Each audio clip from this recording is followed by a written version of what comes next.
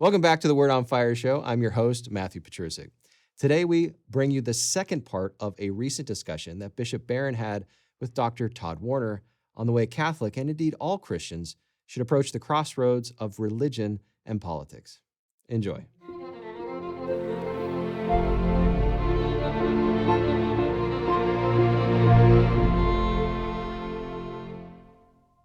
Is democracy moral?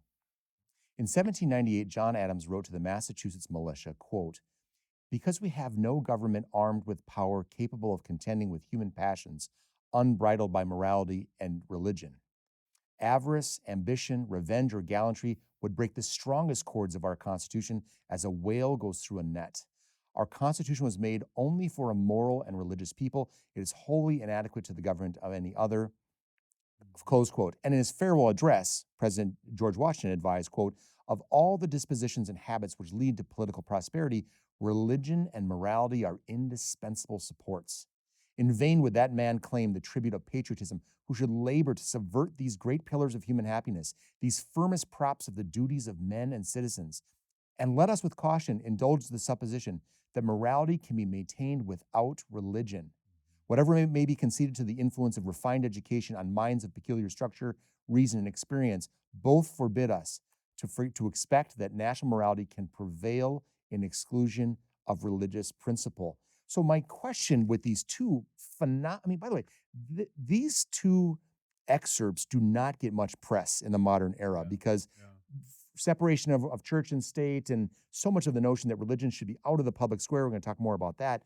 And here are two of the primary founders championing the notion, nay, the necessity of religion and morality to keep a constitution such as this afloat. Can a functional democracy survive without a strong moral backbone? No, the short answer is no. And that's, I think, the crisis of our own time. That's what we're facing. What they saw very clearly was A, the link to morality, and then B, the link between morality and religion. Religion maintains the morality. The morality undergirds and informs the political system they created. They knew that freedom has to be an ordered freedom. If it's not ordered, it becomes license and it becomes chaos. I would argue today, when it's, as I say, every kid in America would say, well, no, I determine what's right and wrong. I determine everything from my gender to the purpose of my life. What you have there is you have the dissolution of the society. You have the falling apart. Freedom run amok into license. The cohesiveness that should draw the society together is being compromised. The founders saw that very clearly, and they anticipate Tocqueville there. But in the measure that that's lost, we're in some serious trouble. Yeah. And that's happening. There's no question about it. And then, as you say correctly, what people do is under the guise of the separation of church and state, I subscribe to the view that the separation is for the protection of religion, not the protection of the state from religion, but religion from the state. Yeah. Is to protect religion from the tyranny of the state that would say either, no, there's one religion and you're not it, or no, there's, it's only our point of view that matters, not yours. No, we need to be protected from that, the potential tyranny of the state. But without religion informing morality, without morality informing a free system, it devolves into a kind of license and chaos, moral chaos.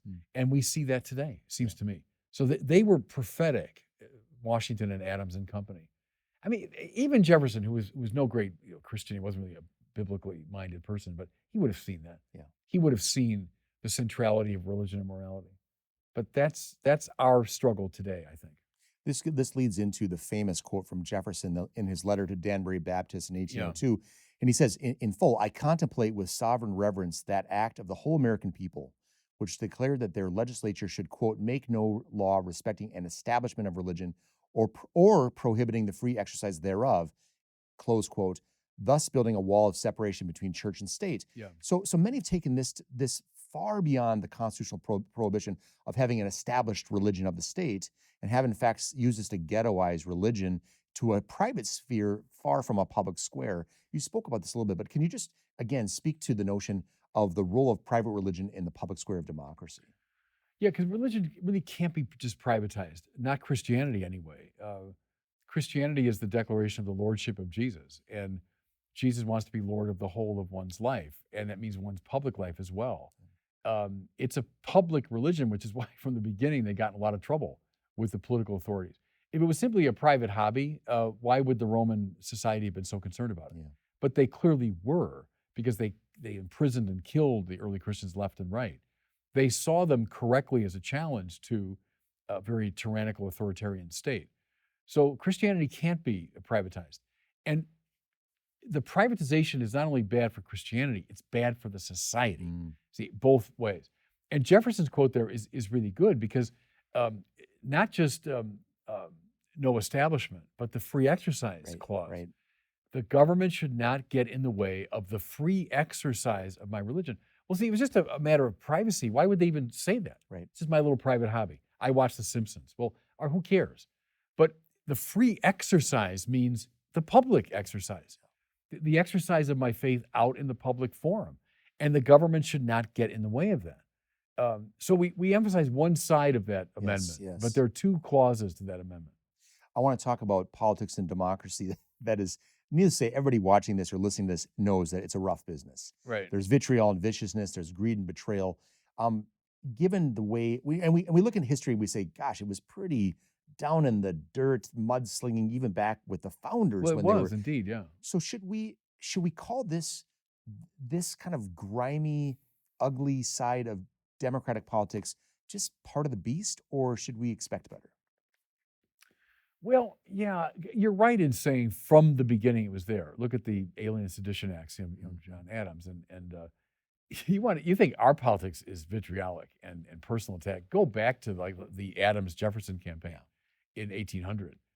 I mean, and even Washington, even the saint in Washington, I mean, toward the end of his time as president, was vilified. Right. He was burned in effigy in different parts of the country. Lincoln, are you kidding? Yeah. The most vilified figure in American history, no question about it. And then they killed him. Yeah.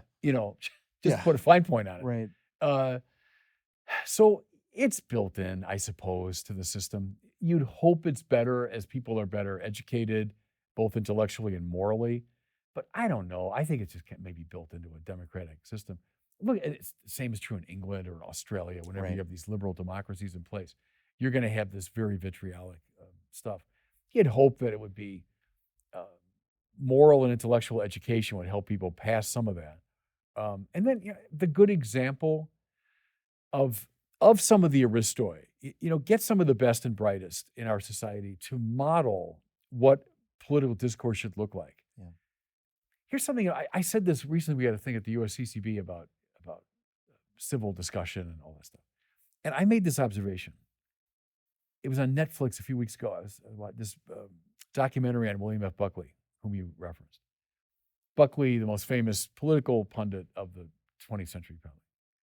And this was Buckley's like birthday or anniversary or something. And they had a dais of speakers, right? And he had a couple who were his ideological allies. Mm-hmm. But what struck me was I'm going to date myself with these references, but he had John Kenneth Galbraith, far left economist. He had George McGovern, who ran for president, far left Democrat. Eugene McCarthy also ran for president, far left Democrat. And they joked about their ideological differences. Yeah. But what was very clear from this documentary, you saw it in their laughter and their jokes, and they liked each other. Yeah. They were friends. And the friendship was more important and more basic than their ideological differences. And I remember as I watched it, I thought, that's what's missing. Yeah. That's what's missing today. We're so tribalistic in our politics. I can't say something good about that person. That person's wicked. Yeah. That person that's wicked. And so I just have to vilify that person. Take Buckley, or, go back before Buckley, G.K. Chesterton, who toured the country with G.B. Shaw, with whom he was in radical disagreement on the most fundamental issues. And they always say at the end of the day, they go to the pub together and they would drink and they would dance on the table. Friendship meant more to them than the differences. Would that tribe would increase? Yeah. That would help our political discourse a lot. So the line you make me think of with Chesterton is don't let a quarrel get in the way of an argument. Yes. And that quarrel being the fight that gets in the way of a debate. And again, to your points, I think more of us nowadays want to solve problems. It doesn't mean we can't get our hackles raised and get emotional about it, but at the end of the day, that fire has to die off. And we need to still go back to the call to solve the problem. So the debate has to outlive the quarrel, if not, diminish the quarrel significantly.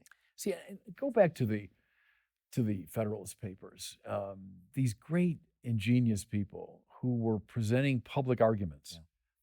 They were written to defend the Constitution, right? Because there was a lot of disagreement about the Constitution. Should we adopt it or not? And it was an open question. And so the Federalist Papers are attempted, no, we should, There's argument back and forth. There are cogent reasons given, objections entertained, conclusions drawn from syllogistic reasoning. In other words, argument was going on, not quarreling. Yeah.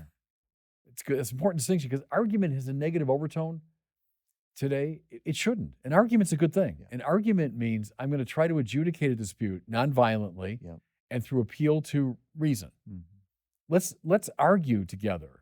The Isaiah quote, "Come, let us reason together." Yes. To learn how to do that again, I would say to public school teachers, teach kids that. Yeah. Maybe at an advanced level, read the Federalist Papers, but even before that, teach them how to have an argument in public. That's a lost art. Yeah. And democracy suffers when that's a lost art. If I could put a plug in, and again, this is not a political plug, but a plug just to watch The Art of Debate is Firing Line. It's all these episodes of William F. Buckley for years. And whichever side of the political spectrum you're on, you're going to see him go against his intellectual opposites. Right. And it's going to be winsome, witty, sometimes fiery. But at the end of the day, we're trying to get more light than heat that comes out of the whole discussion. Do you remember, I'm sure you remember, the last election, and I'm going to try to be completely balanced here, the Biden-Trump debates were shameful. Yeah. They were shameful exercises. And a child could see it. Right. That this is not, like, compare that to Kennedy-Nixon, 1960. Right. Watch that sometime on YouTube. Right. Kennedy-Nixon. These two, so Nixon had a heavy beard and that's why he lost. People say it was who cares? Look at these two gentlemen about the same age arguing in a very calm, cogent way about the issues of the day. Yeah. And then compare it to the debate in the last election. Right. Well, it's a shameful declension from 1960 to 2020. So would that we could recover, or, if you want, really go high level, read Lincoln Douglas debates, 1858. Yes. And what strikes me about that? Go back to Lincoln again, my hero. Illinois farmers, not Harvard, Illinois farmers stood in the mud and listened for like 4 hours to the Lincoln Douglas debates. These were not like little soundbite they gave lengthy orations, engaged each other over long periods of time. And very common people, the Jeffersonian yeoman farmers, God bless them, stood in that mud and listened to these long speeches. May their tribe increase. Right. How many Americans could do that today? Could stand, not at some, rally or something, but could stand and listen for hours. Or Firing Line, which I watched as a kid, was an hour-long program. Two people sitting like you and me. Yep. Today I think, no, forget it, Mr. Buckley, this will never work, Yeah. But that's a judgment on our own political ethos. And to your point, this is not dumbed down conversation. When you read the Lincoln Douglas debate, you think about a yeoman farmer who knows what degree of education they have. They're listening to very complex nuances on popular sovereignty and endowed rights, and wit and jokes and all this kind of stuff, and barbs at each other. But they were long and intricate, and they fired people up. And it tells listeners, to my way of thinking, you're worthy of a better argument. You're worthy of conversation that will lead you to make a better decision about your own life, but also about your representatives that you're going to elect, as opposed to sound bites and whether you like the person's tie or hair or the barb that they threw at the other person. Right. Oh, no. I that's something I feel very strongly about. And go back to our founders. They would have insisted upon that you can't have a functioning democracy without raising the level of civility and intelligence in public conversation. In a letter to a friend, Flannery O'Connor insisted, quote, "You say that one becomes evil when one leaves the herd. I say that depends on what the herd is doing. The herd has been known to be right, in which case the one who leaves it is doing evil. When the herd is wrong, the one who leaves it is not doing evil, but the right thing," close quote. So, Bishop Barron, what is the herd doing in our modern democracy, and what is a Catholic to do about it? Well, I think what they're doing is what I referenced before, is they're succumbing way too much to the self-invention culture. And it's the loss of an objective sense of the moral good, of the beautiful, the true, and the good. And they become subjectivized, relativized. And that's a herd mentality today for sure. The default position of most kids is don't tell me what to do. I decide. It's my freedom is absolute. And if you want the Supreme Court reference, it's Casey versus Planned Parenthood, right? Is it belongs to the very nature of liberty to determine the meaning of one's life. And it's something like the meaning of existence. It's the most extraordinary statement ever made by the U.S. Supreme Court. I mean, extraordinarily stupid. But that's now become the default position of every kid in the country. That's a herd mentality now, the self-invention culture. Escape from that. I think you've got to escape from that if you're going to have a functioning moral life for yourself and a public life. You got to escape from that. I was reading a recent book on existentialism, and it talked about some perspective from Nietzsche, and you know him better than I do, but the notion that we adopt certain ideological worldviews outside of faith, for instance, because he had said God is dead. So we devolve to these second-rate ideologies, and these second-rate ideologies start to basically fall apart. And the next thing we move to is decadence, and decadence is effectively a fig leaf for nihilism. And I'm just curious if you feel like there's an aspect of our modern society that in the vacancy of God from the public square, much less the interior life, are we finding people, like you said, the cult or culture of self-invention? Are people drawn to hard and fast ideological answers that ultimately find themselves unsatisfying? And then do we see them devolve to decadence as a cover for that last final destination, which is nihilism? Is that going too far, or is that a fair assessment? No, I think this has been now demonstrated by a lot of the sociologists. This is the first generation, arguably in the history of the human race, that's coming of age without a keen sense of the transcendent. When I was a young man, there were a lot of studies showing that people were disaffiliating from the practice of religion. But the standard response was, don't worry about it. They're still believers. They still believe in God and eternal life and in the soul and then being morally good. They just don't like, the local parish, or they don't like going to mass. That's not true anymore. The beliefs themselves are now falling away. And that's a recipe for disaster, because when those fall away, the hunger of the human heart is going to be permanently dissatisfied. It's not going to be met. Furthermore, we're going to fall apart from each other, because the beauty of an objective moral order is it brings us together. Even though we're all sinners, we fall short of it. At least we all kind of come together and saying, yeah, that's worth pursuing. So it provides a cohesive glue for the society. When that's lost, we fall apart. Right. Now, why are numbers for depression, anxiety, suicidal ideation spiking? To me, it's a no-brainer. They're spiking because of the loss of a transcendent referent, the loss of a moral framework. That leads to a deep unhappiness. It also leads, per our conversation, to a compromising of democracy. Mm-hmm. It really does. So I do sense that kind of Nietzschean overtone anyway.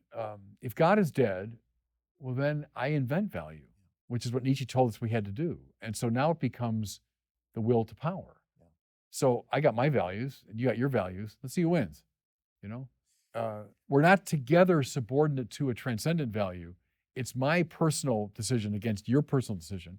Let's see who wins. Let's fight it out, It makes me think, I was going to ask you about this earlier, de Tocqueville, who comes from France to America to find out where's the magic in America, and finds it not in, again, the fever swamps of Washington, D.C., horse trading among politicians, but among civil society. Yeah. And as Senator Ben Sass, now president of the University of Florida, would say, it's the Rotary Club. That's where it is. It's the Elk Club. It's the Quilters Club. It's civil society and so on. And culture, as you've just described, civil society and the culture it begets matters. The problem is what happens when civil society and the culture it begets becomes decadent, becomes godless, becomes all about self-invention. And as the culture goes, so goes the democracy. Is that fair to say? Yeah, and I love that theme of the mediating institutions. I felt that's something that's often overlooked in political discussions. You have like the people, and you got various forms of government, But there's all these mediating institutions that you just mentioned. And of course, religion being one of them, the Absolutely. church being a key element within the society. When those institutions fall apart, the danger is totalitarianism, because now the government will move into all those spaces. And, that's one of the dangers of liberalism is, well, we got to figure it out. This is the solution. And we're going to move in now and we're going to manage all these areas of life that used to be managed by, the local community organization, or by the parent teachers society, and by the school board, and by the churches. May those institutions flourish, and may some of the best and brightest go not into government so much, but into those institutions. Directing their moral, intellectual energy to their own community. That's something Patrick Deneen has pointed out. I think is very important. Not every kid that studies politics and economics should go to Washington. Mm-hmm. Go home to your Yes. hometown, and use your great intelligence and moral virtue to be the Aristotelian good person that kind of sets the tone for your community. That to me is a good instinct. It's interesting you say that. I was having a conversation with a patient the other day, and talking about the nationalization, the way that national issues have become rendered local. All these national issues Yeah. are turned into local conversations. And if you actually think about how you operate day in and day out, how much does that national debate really have an impact on your local life? Right. It gets back to the notion of subsidiarity, Yeah. and sort of I think it was Mother Teresa who had said, if you want to, if you want to bring about world peace, go home and love your family. Yes. It seems to what you're saying is the actionable, perhaps the greatest impact we can have on a culture that begets a healthy democracy is to do well where we are. It doesn't mean you can't aspire Yes. to great things, but at least, it's sort of like what some have said, make your bed, but do well where you are with the family, with your colleagues, with your parishes, with your local civic institutions. And in so doing, you are fermenting, you're adding ferment to a culture of not only functionality, but fullness, if you will. Yeah, quite right. And we haven't talked that much about Catholic social teaching, and I think this is a good point maybe to bring it in. Sure. One of the instincts I think that's underplayed when we talk about Catholic social teaching, but is very important, is its resistance to hyper concentrations of wealth and power. So Catholic social teaching has always had an instinct that if too much wealth is in one place in a society, that's not helpful.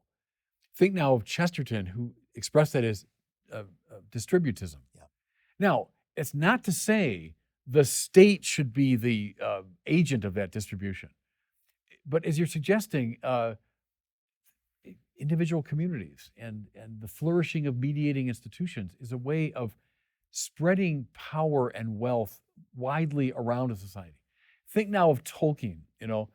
This idea is very strongly expressed in The Lord of the Rings. It's the evil powers are the totalitarian ones, the ones that are mighty and they want to conquer everybody, and Sauron with the eye that sees everything. Yeah.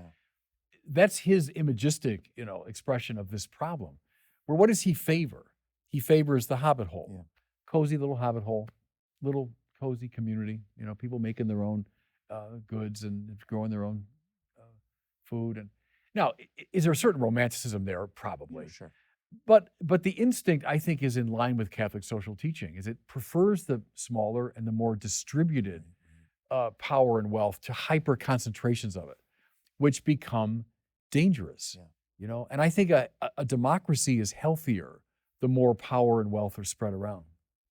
Yeah, that whole notion is so refreshing. It does follow in line, obviously, the Catholic social teaching, the notion that you as an individual are dignified. You're a child of God. You're valued. You're eternally valued, but you're broken.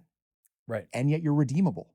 And so the notion that we Yeah. have this complex mass of what it means to be both infinitely valuable, broken because of sin, original sin, and also the sin that we continue to perpetuate, but hopeful in redemption. You can see where a certain notion, whether it's religiously originating in religion or not, the certain notion of saying, we're going to allow there to be some tensions to play out on your local level, because that's an incredible mix that you have there. And it can work out in just the right way if we give you certain freedoms, obviously guardrails that are appropriate, but certain freedoms to act out in the way that works out for the best. And given all that, and that's a theological vision, that it's a theological anthropology you're articulating. Given that, It'll never be resolved this side of the eschaton. I am very much with what you said earlier about resisting the utopian thing. Utopianisms are very dangerous. Thomas More saw that, the guy that invented the word utopia, right? And the book. Utopianisms are very dangerous. And when utopian people get in power, watch out. I want people with a healthy biblical sensibility that it's Christ's reign that will be forever, no reign that we're going to put together, right? It's Christ who will redeem us. There's no political system that's going to redeem us. Thomas Sowell again, it may be amelioration, maybe we can get things under control, but we're not going to solve our problems. We won't. Because like the tension between the one and the many, between the individual and the collective, those are what Paul Tillich called ontological polarities. They're just built into the structure of finite reality. And Tillich said, quite correctly, this side of the eschaton, we will never find the right balance. We will gesture toward it. We'll make progress toward it. We're not going to find it. And so watch out for utopian, left or right. They're very dangerous people. Two final questions, because I know we're running low on time, but as they encounter the mudslinging and the blatant dishonesty of the political system that we see, but also the virtues, what would you say to a young, idealistic 18-year-old Catholic who's about to vote? And I'm not asking about who they should vote for. Yeah. I'm asking you, how would you counsel them on faithful voting and not becoming disillusioned by democracy's many imperfections? Yeah. You know, I would inform myself about the church's teaching on a range of political issues and social issues. And as everyone and his brother points out famously, Catholic social teaching is neither left nor right in our system. It doesn't correspond to Democrats or Republicans cleanly. It includes elements of both. Attend to that, attend to it, study it, pray about it, and then you got to make a decision in conscience, you know. But don't get disillusioned by the bad practitioners in the system. Hang on to the ideals that are embedded within the system, and then do your best to contribute to those. I think voting is exceptionally important, and being involved in the political conversation is exceptionally important. Inform yourself. We bishops have published a lot on these matters. The Vatican has as well. Read them. Inform yourself and make a good decision in conscience, you know, and then contribute. Make the system better. Finally, in the midst of the Second World War, we return to Winston Churchill, reflecting on democracy, and here's what Churchill said. He said, "At the bottom of all the tributes paid to democracy is a little man walking into the little booth with a little pencil making a little cross on a little bit of paper. No amount of rhetoric or voluminous discussion can possibly diminish the overwhelming importance of that point." So, Bishop Barron, is Churchill right? Is democracy still the best of all the political alternatives? Yeah, I put it that way. When people ask me about it, I usually quote the Churchill line. I think that's the best way to do it. It's a terrible form of government. And I can give you all kinds of reasons from Aristotle through Karl Marx why that's the case. It's a terrible form of government. But show me a better alternative. And you can't, you know? So yeah, I would subscribe to that. And I never knew that quote about the little man in the little voting booth, but that's pretty good. That's pretty good. Because see, that's respecting the rights and freedom and dignity of the individual. That's what that says. Even though maybe that guy, Churchill talked to that guy for 5 minutes and lost all confidence, but still, show me the alternative, you know, to that. So I think that's pretty good. You know, maybe I know you love Churchill as I do too. A couple of years ago when I was over in England for something, there was the Newman talk I gave there, and we went to we went to Tolkien's grave and Lewis, and then we went to Churchill's. He's buried not far from Oxford. Leyden, yeah. Right. And I did a little thing, you know, just about Churchill. And there were a number of people now in the kind of our woke environment that, oh, how could you possibly, you know, Churchill is a colonialist and racist and all that. And I said in one of the comments, well, I guess, you know, besides saving Western civilization, I guess there really isn't much to this guy. But you know, he did. He's like Lincoln that way. You know, Lincoln knitted back together the country, did it through the mind and through speech and through very canny political action, including military action. Churchill, the same thing. Yeah. You know, he saw, as he put it, Christian civilization falling apart under the weight of Hitler. And by God, it was. Right. I mean, he came very close to winning. And people, I think, don't understand that. If England had changed prime ministers and went not with Churchill, but with what was Halifax, right? Yep. Hitler would have. England would have made a separate peace. They would have been out of the picture. Russia might have fallen very easily. We got through by the skin of our teeth. Yeah. And Churchill was the main player. With all respect to Roosevelt, Churchill was the player, just as Lincoln was the indispensable player. If I can throw it on that, I mean, yes, Darkest Hour, a wonderful movie. There's some liberties they took with certain aspects of the history. But John Lukács has a 5 days in London, May 1940, which is the 5 days which were seminal in terms of Churchill rallying enough support to stand up, with his cabinet, stand up against what Hitler was going to do. The other thing I want to say too, Bishop, and I think this is an important thing, in an age of cancel culture that sees imperfections and say we should wipe that person from the map of our history, of our respect, and so on. I once read something from St. Basil, who was advising some young Christian men about, they were asking a question, can we read Plato? Can we read pagan philosophers?